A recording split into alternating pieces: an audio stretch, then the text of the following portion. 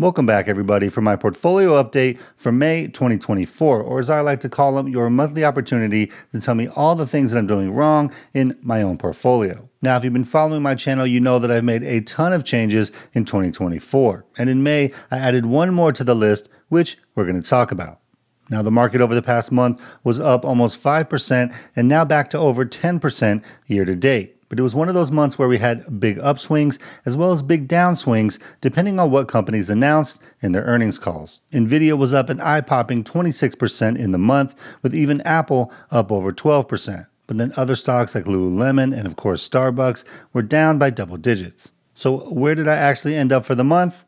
Let's go ahead and find out. Now, as of June 1st, my account is currently at $279,882.77. And over the last 1 month, my portfolio balance is up over $11,600. But let's go ahead and see the breakdown. Now, if we adjust this to where we're including May only, we see that my beginning value was $268,393 and some change. I made $838.50 in net contributions, which you see I actually have a withdrawal on here, which isn't really normal. But that's because I literally transferred a business distribution into the wrong account, and then I had to transfer it out. So yes, I'm a human who makes mistakes, which means that I'm no Mark Zuckerberg.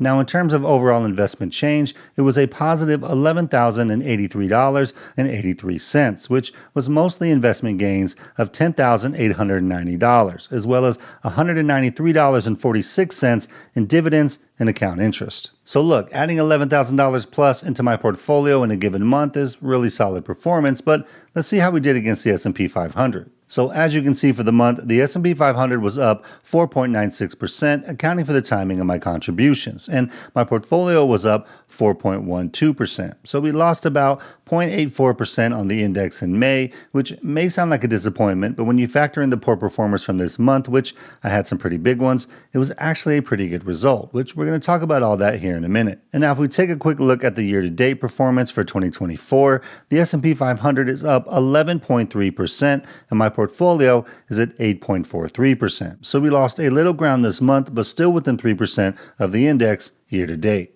And just for consistency, let's take a look at the performance of my portfolio since I started it on December 8th, 2022. And if we remove the annualized returns, we see that my portfolio was up 26.79% compared to the S&P 500's 37.34%. So since inception, I'm trailing the S&P 500 by about 10.5 percentage points. But for me personally, I honestly think my portfolio is stronger than it's ever been. Like, I sleep extremely well at night. And I think over the long term, what you're going to see is this performance story is going to get better and better over time. Now, if we take a look at my investment income, specifically for the next 12 months, we see that my annual dividends and interest are at $2,627 and some change, compared to the $2,843 that I had last month, which is a decrease of $216.43. And that's the fourth month in a row that it's gone down instead of up. And in this case, it's due to me cutting Starbucks from my portfolio, which we're going to talk about here in a second. Now, overall, the dividend yield in my portfolio has dropped to 0.94%.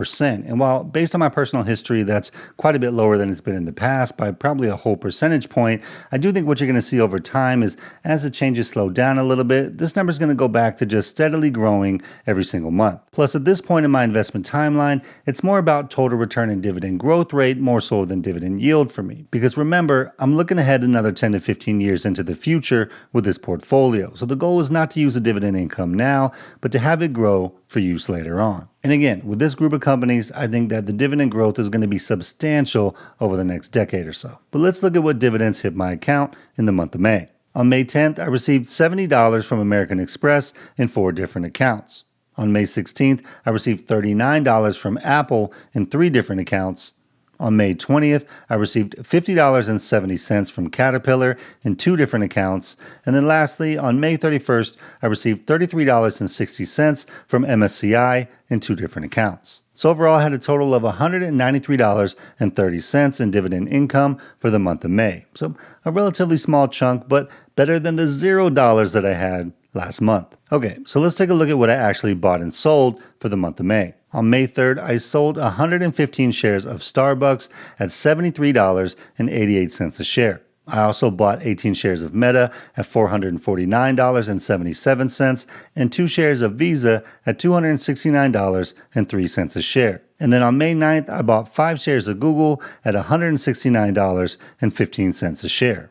Now, Starbucks was one that I did a whole video on, and in that video I said I was planning to sell, but I wasn't quite sure when. Well, I ended up selling that next day, and for Starbucks, my cost basis for that position since August of 2023 was $93.40 a share. So I took a whopping 20% loss on that investment. And I know some of you guys are going to say, look, if you just waited a few weeks, it popped another 10%, you could have sold and took a smaller loss. And you're right, I could have waited, taken a slightly smaller loss, but I have no problem taking a loss on a position that I no longer believe in. And while I know we look at a 20% loss and we say, oh man, that's such a huge loss, because Starbucks was one of my smaller positions, it ended up being a little over $2,000, which is not nothing, but it's less than 1% of my total portfolio. So could I have made that 1% loss a 0.5% loss? Sure, maybe, but I also bought Meta with that money and it went up a little bit, so I don't know that it would have made that much of a difference. It's people see that you had a 20% loss and I think they overreact a little bit. But I'm happy for all of you guys that held, and I'm glad that you got a nice little bounce up. The challenge for Starbucks obviously is going to be to maintain that momentum and execute as a company, especially as it comes up to their next earnings call. So for all of you guys that are holding and buying at these levels, I hope it does great and it's a big winner for you. As for me, I just didn't really have the confidence in the company anymore, so I decided to move on. And then again, in terms of adding Meta, I did a whole video on that, and the rest of the month was really just small adds to existing positions. My accounts were a little low on cash towards the end of the month though, otherwise I definitely would have added Lululemon under 300, but at least for now, I missed that opportunity. And one thing you might have noticed is that even though I sold Starbucks earlier in the month, other than that, it was a pretty quiet month in terms of buys and sells, and I think that's likely what you're going to be seeing going forward. So with that in mind, let's take a look at my updated portfolio allocation and weightings. Nvidia continues to grow its weight in my portfolio, and it's still first at over 15%. Visa is now second at just under 12%. Amazon is third, again, just under 12%. McDonald's is next, around 11.5%. And then Apple at over 10.5%. And just those 5 companies alone right now make up over 60% of my portfolio, which is quite a bit. So pretty much how those companies go is going to drive a lot of my overall performance. Now moving on, Amex is next around 8.5%. Valero is also around 8.5%. Google is at 6.5%. Caterpillar is now a little under 5%. MSCI is a little under 4%. Lululemon is over 3%. And Meta, new to the portfolio, is at exactly 3%. And if we take a look at which holdings have performed the best overall, and remember, this is just price return since I take my dividends in cash and I reinvest them manually. American Express has continued its solid run and is now at an over 57% gain. Caterpillar's in the second spot now at over 36%. Valero continues to come down a little bit and is at 33%. And next is Nvidia, who has shot up this list at over 27% total gain. Now, this position was basically flat as of last month and is now up over 27% with just an amazing month. And while I show these in percentage terms, because Nvidia is my largest holding right now, in dollar terms, it's actually the biggest winner that I've had already in terms of actual dollars that it's added to my portfolio, which is pretty crazy stuff. And next is Google, or technically Alphabet. They continue to do well and they're up over 20%. Next up is Visa, which you all know is one of my favorite stocks, but they've been kind of struggling a bit relative to the market. Still, it's a little over 11% as of now. Amazon is at over 9%, and we're going to talk about them here in a minute. Meta is brand new and at just under 4% in terms of return. My Apple position is back in the green after ending last month at negative 8%. Being able to end this month at over 3% is a pretty nice jump. And now for my 3 negative holdings in my portfolio. McDonald's continues to struggle and is now in the red at negative 4.5%. Again, this is a company that is carrying a lot of debt, and concerns about the overall economy and general consumer are definitely weighing it down. But you all know how much I like this company, so we'll just see how it goes over time.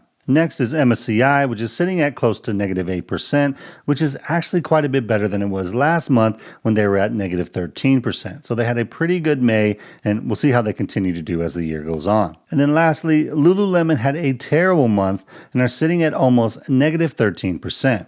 Now, Lulu reports earnings next week, and I think that's going to do a lot to determine what direction the stock is going to go in the short to medium term. Now, I still believe in their business, but I'm very curious to hear what they're going to be reporting this week. So we'll just have to see. Now, if we take a look at just the last month of performance, you can see that as of June 1st, in terms of my positions that outpaced the market, you had Nvidia, obviously with an eye-popping 26% up this month, and it really drove my portfolio. Like, there's nothing really else to say about that. Apple had a great month at almost 13%, Meta was up 8.5%, MSCI up over 6%, and Google up almost 6%. And now for my holdings that were positive but still trailed the market, you had American Express up over 2.5%, Visa up almost 1.5%, Caterpillar up over 1%, and Amazon up just under 1%. And then I had 4 holdings that were negative for the month.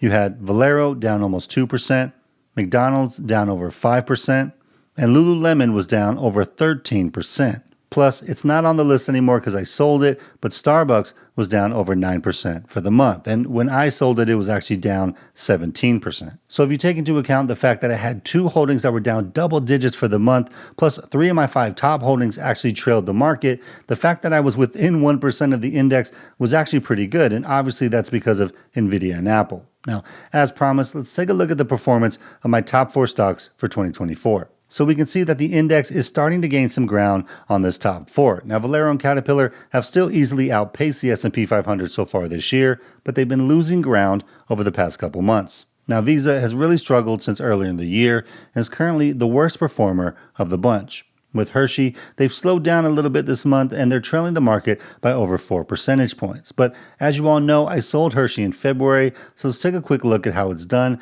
before and after. Now, beforehand, it trailed the S&P by just a bit, and afterwards, it's kind of done the same, but with a couple pretty big swings, both up and down. All right, so let's take a look ahead to next month and what holdings I think I'm going to add to going forward. Now, in terms of ones I'd like to be higher in terms of weight, just like I said last month, I'm actually pretty good with the allocation and the weights that I have today. Now, in terms of ones I think are the best value right now, I would say Amazon, and Amazon. Now, I'm kind of joking, obviously, but I've said before that Nvidia and Amazon are my 2 highest conviction holdings right now in terms of their growth outlook. And for whatever reason, it's sitting at a price to operational cash flow of less than 19, which based on its history is very attractive. But other than Amazon, I would say Lululemon, Meta, and actually McDonald's are looking pretty attractive, and maybe actually Visa as well. So in terms of what I expect to be doing over the next month, it's pretty much the same as last month. I expect to be doing incremental adds to existing positions and continuing to do research on new opportunities now that earnings season has started and there's been some pretty big drops in price for specific companies. And then lastly, just doing a better job of documenting how and what I'm monitoring for each of my stocks. And part of that is about extending my portfolio strategy, story for each stock, and what I'm monitoring into a package of things that I can keep updated as time goes on. Because at the end of the day, our stock investing strategy is really what drives our decision making and being able to handle the ups and downs of the market and financial news. So like we do each month, let's review my portfolio goal and strategy. My goal is to beat the S&P 500 in total return while creating a growing passive income stream for my family.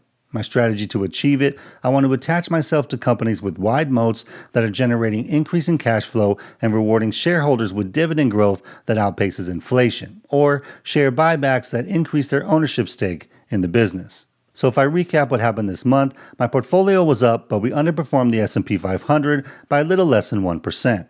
Annual dividends decreased for the 4th month in a row, but that was due to cutting Starbucks out of the portfolio. 2 out of my top 4 picks for 2024 are still outpacing the market, but the other 2 are starting to struggle a little bit. Overall, the performance of my portfolio was pretty strong this month, but the reality is, if I didn't have Nvidia or Apple, it would have been a rough one. So we'll see if some of my other larger positions like Amazon and especially McDonald's start to bounce back as we get into June. So how did you all end up for May? The market was up, so hopefully you had a lot of green in your portfolios, or at least got to add to some really good companies that dropped in price. Now, if you want to see why I added Meta to my portfolio, I did a whole video about my analysis, and you can watch that by clicking this right here. Hope you guys have a great day out there. Financial independence is true freedom, so keep building and stacking wins, and I'll see you on the next one. Peace.